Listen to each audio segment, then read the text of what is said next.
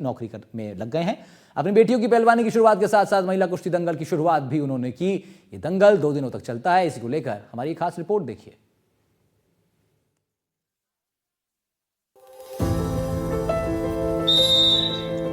आराम से बैठी तेरी बहन है, आराम से बेटा, आराम से, छोटी है तो तेरे आराम से।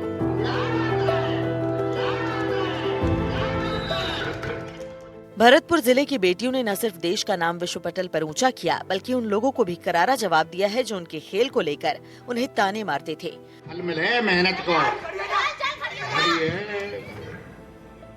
बात 1995-96 की है, जब यदुवीर सिंह अपनी 2 भांजियों और 3 बेटियों को लोहागढ़ स्टेडियम में पहलवानी के दाव पेच सिखाने के लिए ले जाते थे। उस समय समाज के लोग बेटियों को कुश्ती लड़ते देख ताना मारते थे, लेकिन लोगों की बातों पर ध्यान न देकर और तानों को अनसुना करके इन बेटियों ने कुश्ती पर ध्यान दिया। इसके बाद एक समय ऐसा आया जब बड़े बड़े पहलवान उनके सामने आने से डरने लगे और जो लोग ताने मारते थे वही पीठ थपथपाकर शाबाशी देने लगे।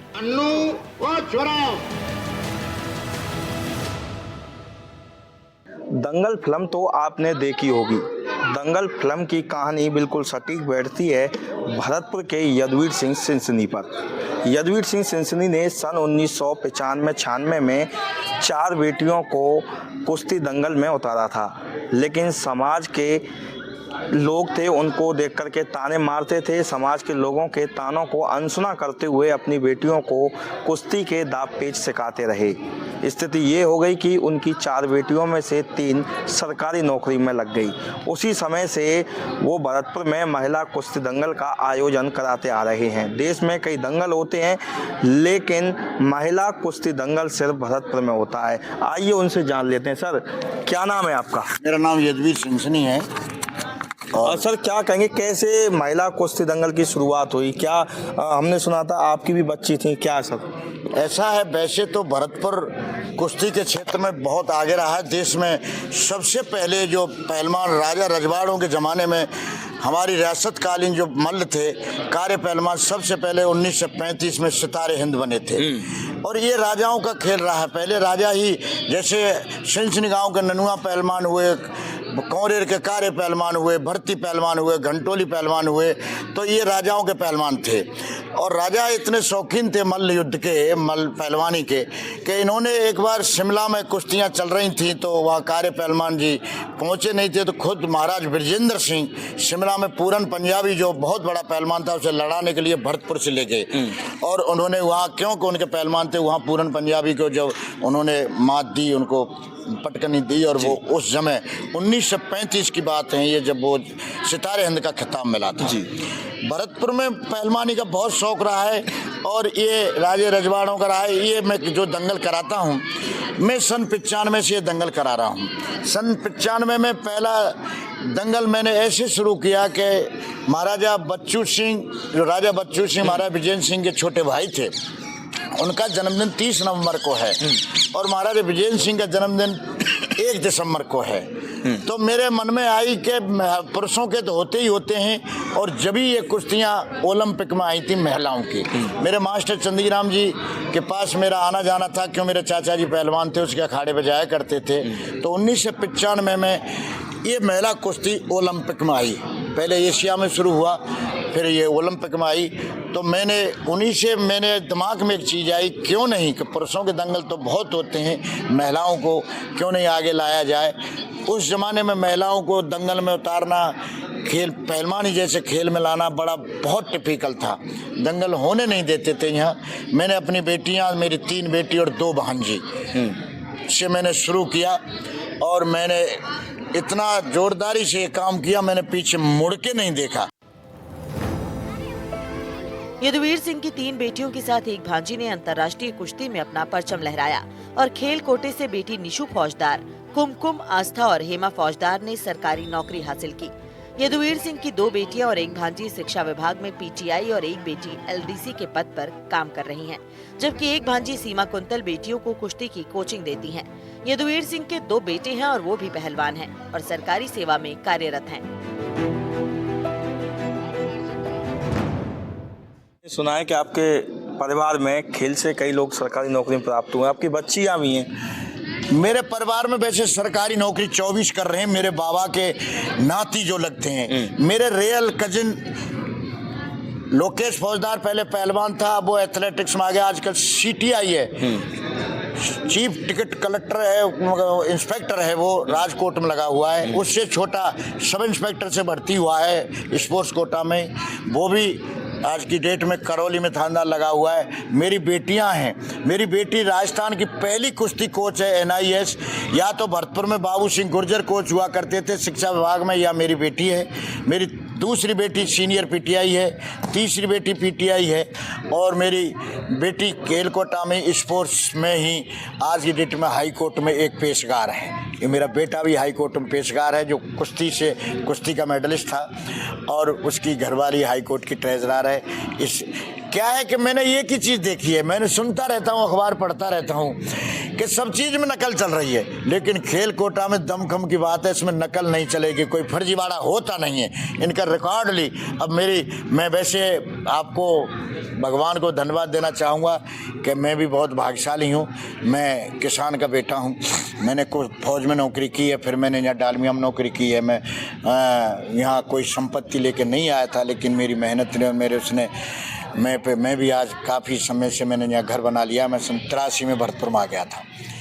तो नौकरियों के मामले में मेरे घर में मेरे भाइयों की बहुएं भी नौकरी कर रही हैं। मेरा भाई, एक भाई का बेटा है, उसका बास्केटबॉल का कोच है, वो टेकनपुर सेंटर BSF में लगा हुआ। खेल कोटा से, सब खेल कोटा से हैं। इसमें तो थोड़ी सी मेहनत की ज़रूरत है। ये कोई कपास नहीं है कि इसको फैक्ट्री में डाल दें और कपड़ा बन जाएगा। ये बहुत मेहनत का खेल है। मैं बता देना चाहता हूँ, पहलवानी सबसे महंगा खेल है। आज घी 1200 रुपये किलो आ रहा है, बादाम 500 रुपये से नीचे किलो से कम नहीं है, फल फ्रूट सब 100-200 से नीचे कम नहीं है।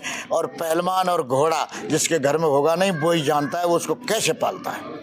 मैं वैसे आपको एक बात और बता देना चाहता हूँ, जिस घर में 4 ने पहलवानी की हो, किसान हो, मजदूर हो, लेकिन TT है, बैडमिंटन है, ये ज़्यादातर अधिकारी और नेता और कलेक्टर और RSO के बच्चे खेलते हैं। पहलवानी मध्यम वर्ग और गरीब घर का बच्चा पहलवानी करता है, और कोई पहलवानी करते नहीं। आज तक तुमने कहीं भी सुना होगा किसी मिनिस्टर का, किसी उसका क्रिकेटर का बेटा क्रिकेटर बनता है, एक्टर का बेटा एक्टर बनता है, लेकिन पहलवान का बेटा पहलवान बनता है। सबसे महंगी चीज़ है ये। और जब मैंने बेटियों को पहलवानी कराई ना, मुझसे गालियां देते थे, ऐसे कहते थे, देख, अब मैं गाली तो क्या कहूँ भोजपुरी भाषा में, ऐसे बहुत हे दृष्टि से देखते थे। मैं उनको पता नहीं रहता था इन बेटियों पे आप है। जब मेरी बेटी जवानी की तरफ अग्रसर थी, तो वो ऐसे टोंट कसते थे कि देखो लड़कियों के लिए इसको शर्म नहीं आती है। मैंने सारी चीज़ झेली, लेकिन आज मैं बड़ा खुश हूँ कि मेरी बेटियों की नौकरी लग गई। नौकर बेटों से ही शादी हो गई, वो भी PTI और खेल कोटे के ही नौकर लगे हुए हैं। PTI हैं ज़्यादातर, कि मेरी बेटी खिलाड़ी हैं। यदुवीर सिंह महारानी किशोरी व्यायामशाला के नाम से निःशुल्क अखाड़ा चलाते हैं। यहाँ 20 से 25 लड़कियाँ रहकर कुश्ती के दाव पेच सीखती हैं। और अच्छी बात यह है कि सरकार की ओर से भी अब इनकी पूरी मदद की जा रही है।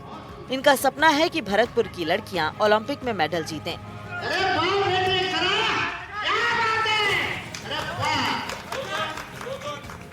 29 साल से यदुवीर सिंह लगातार महिला कुश्ती दंगल का आयोजन करते आ रहे हैं, और इस कुश्ती दंगल में हरियाणा, पंजाब, उत्तर प्रदेश, राजस्थान, मध्य प्रदेश, गुजरात, बिहार, महाराष्ट्र आदि प्रांतों से लड़कियां भाग लेने पहुंचती हैं। इस कुश्ती के दंगल में भारत केसरी, राजस्थान केसरी और वज्र केसरी के खिताब को लेकर कुश्ती होती है।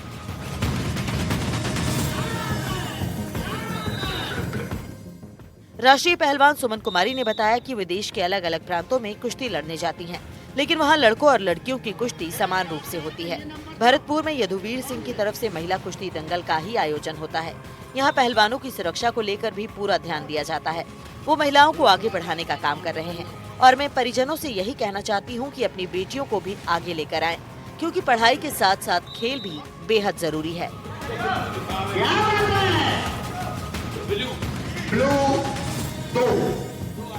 मेरे साथ में पहलवान सुमन कुमारी हैं, उनसे बात कर लेते हैं। सुमन, कहाँ से आते हैं आप? मैं जयपुर से।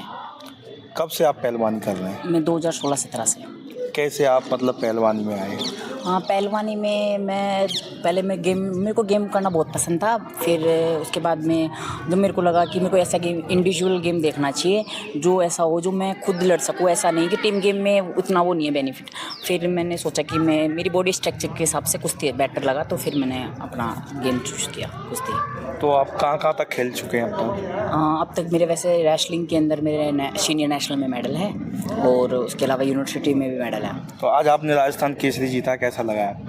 नहीं, बहुत अच्छा लग रहा है। मैं आज 5वीं बार राजस्थान केसरी बनी हूँ, तो मुझे बहुत प्राउड फील हो रहा है। देखा जाता है देश में दंगल काफ़ी होते हैं, कुश्ती दंगल, लेकिन महिलाओं के कुश्ती दंगल नहीं होते हैं। भरतपुर में खास तौर पर होता है, यदुवीर सिंह जी करा रहे हैं, क्या कहेंगे इनके बारे में? इनके बारे में ये कहूँगी कि ये लड़कियों की कुश्ती को बहुत आगे लेके जा रहे हैं, क्योंकि यही एक ऐसा है जहाँ पे ओनली महिला का दंगल होता है और यहाँ पे इस तरीके से होता है कि एक सेफ फील होता है सबको। और मतलब यहाँ पे आके लगता है कि छोटे बच्चे भी बहुत आगे जा रही है, लड़कियाँ बहुत कुछ देखने को मिलता है कि छोटे उसके ऊपर भी, मंच पे भी। हमारे माध्यम से क्या कहना चाहेंगे आप और लोगों को? मैं तो यही कहना चाहूँगी कि लड़कियों को आगे बढ़ने दो, मौका दो, क्योंकि लड़कियाँ भी आज के टाइम में किसी से कम नहीं है, क्योंकि लड़कियाँ आज की टाइम में वो कर रही है जो लड़के नहीं कर सकते। तो मैं वही कहूँगी कि उनके माँ बाप को और इनको समझना चाहिए कि लड़कियों को जो चाहे ना वो करने दें, उनको एक खुल के फ्रीडम दे। बस यही कहना चाहती हूँ मैं। बिल्कुल, ये सुमन कुमारी थी और इन्होंने यहाँ भरतपुर में आई थी। यदुवीर सिंह जी की तरफ से करीब 29 साल पहले से महिला कुश्ती दंगल का आयोजन करवाते चले आ रहे हैं और इन्होंने आज राजस्थान केसरी का खिताब जीता। इन्होंने कहा है कि जो भी माँ बाप हैं वो अपनी बेटियों को आगे लेकर के आएँ। अब मेरे साथ में कोच मौजूद हैं, उनसे बात कर लेते हैं। सर, देखा जाता है कि देश में काफ़ी दंगल होते हैं, लेकिन भरतपुर में खास तौर पर महिलाओं का दंगल होता है, क्या कहेंगे यदुवीर सिंह जी को लेकर के आप? भाई, इनका जो इन्होंने पहल कर रखी है बहुत अच्छी पहल कर रखी है, जिसमें मैं तो पहली बार आया हूँ, जहाँ रामेश्वर पहलवान जी और जो दंगल के जितने भी कमेटी मेंबर रहे हैं, मैं उनका दिल से धन्यवाद करता हूँ। और दूसरी, बहुत अच्छा दंगल का आयोजन रहा है यहाँ पे, और ये इनकी सबसे बड़ी पहल है कि भी लड़कियों को मौका दिया, लड़कियों का हौसला अफजाई करने का इन्होंने काम किया। मैं कहूँगा ये हर साल ऐसे ही उल्लाह और उत्साह से बड़ा अच्छे तरीके से किया जाए। और हमारा जैसे हम कोच आते हैं हरियाणा से, और भी कोच आते हैं और काफ़ी पहलवान भी आते हैं, लड़की पहलवान, उनके साथ कोच भी आते हैं, जो जिनसे मैंने भी आज बात की, उन्होंने कहा बहुत अच्छा दंगल रहता है और जहाँ पे लड़कियाँ आके अपने आप का प्रदर्शन करती है और हौसला अफजाई होता है। सर, मैं जी महिलाओं के बारे में क्या कहेंगे? ज़्यादातर देखा जाता है लड़कियों के बारे में। यदुवीर सिंह जी हैं तो इन्होंने 1996 में अब इनकी 4 बेटियां थीं, पहलवानी में लेकर के आए। कई बार समाज के इन्होंने ताने भी सुने, फिर भी इन्होंने कुश्तियाँ लड़ाई। आजकल ये भी देखा जाता है ग्रामीण परिवेश में जाते, तो उनके लिए क्या कहेंगे आप? मैं ये कहूँगा भाई, देखो, पढ़ाई बहुत ज़रूरी है, उसके साथ साथ खेल भी बहुत ज़रूरी है। अगर आपको लगता है, देखो, क्षेत्र सब कामयाबी के लिए, आप पढ़ाई में कामयाब हो जाओ, आप खेल में कामयाब हो जाओ। कई आज भी ऐसे एरियाज़ हैं जिसमें लड़की को बाहर नहीं निकालते, वो नहीं पता भाई वो अपने आप से क्या फील करते हैं, भी कैसा होता है खेल की भावना को नहीं समझ पाते। मैं कहूँगा अपने बच्चे को एक बार स्पोर्ट्स के साथ साथ, स्टडी के साथ साथ स्पोर्ट्स में भी मौका दे। मैं 100% कहता हूँ, लड़कियों ने पिछले 5 से 10 साल से इतनी ग्रोथ की है। रेसलिंग की बताता हूँ, मैं एक रेसलिंग कोच हूँ, उन्होंने इतनी ग्रोथ की है। मैं कई प्रांत तो ऐसे थे जिनकी टीम ही नहीं आती थी। आज बिहार को लो, आप राजस्थान को लो, आप भाई दिल्ली को लो, पहले 2 या 3 प्रांत ही अच्छे, मान ले हरियाणा हो गया, यूपी हो गया, पंजाब हो गया, जिनमें से 3 लड़की आती। पिछले 3 साल से राजस्थान में लड़कियों ने इतनी ग्रोथ की है जिनकी आज नेशनल लेवल पर मेडल आते हैं। वो किस लिए?